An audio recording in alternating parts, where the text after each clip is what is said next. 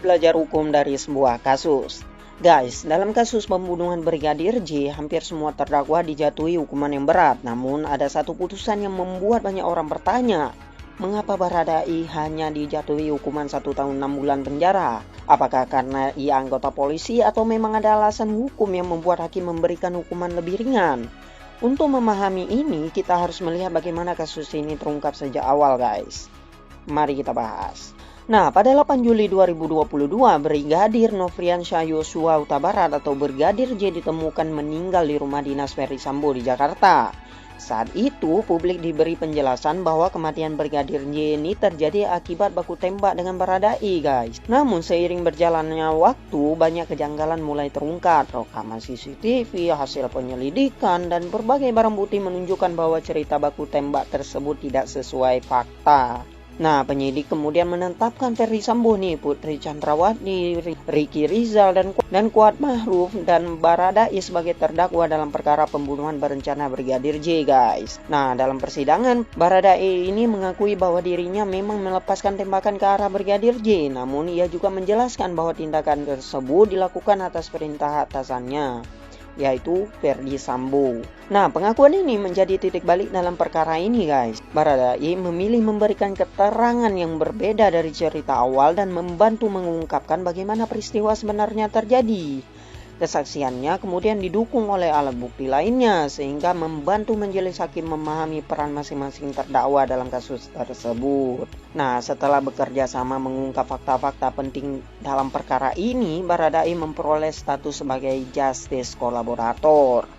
Dalam praktik hukum di Indonesia, justice kolaborator ini adalah pelaku tindak pidana yang bukan pelaku utama dan bersedia bekerja sama dengan penegak hukum untuk mengungkapkan kejahatan yang lebih besar, guys. Nah, status ini bukan berarti seseorang dibebaskan dari hukuman, bukan, guys.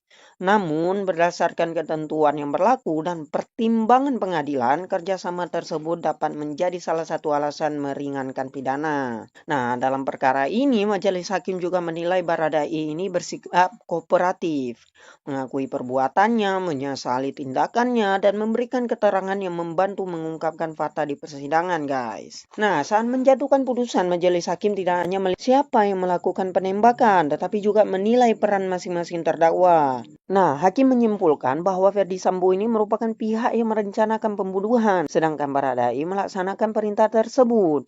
Selain itu, Baradae ini dinilai telah membantu mengungkapkan fakta yang sebelumnya disembunyikan. Kesaksiannya menjadi salah satu faktor penting yang membuat rangkaian peristiwa dalam kasus ini dapat terungkap secara lebih jelas di persidangan, guys. Karena itulah, hakim mempertimbangkan sejumlah keadaan yang meringankannya, seperti bersikap kooperatif, mengakui perbuatannya, menyesali perbuatannya, serta berstatus sebagai justice kolaborator.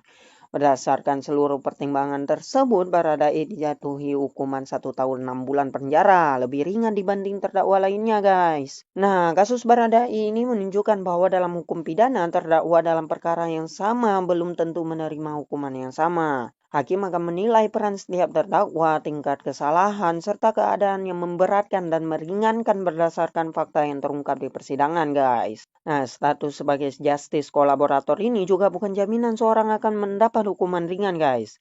Status tersebut hanyalah salah satu faktor yang dapat dipertimbangkan hakim bersama bukti dan fakta hukum lainnya. Itulah mengapa putusan pengadilan tidak hanya melihat apa yang dilakukan, tetapi juga bagaimana peran seseorang dalam kejahatan tersebut.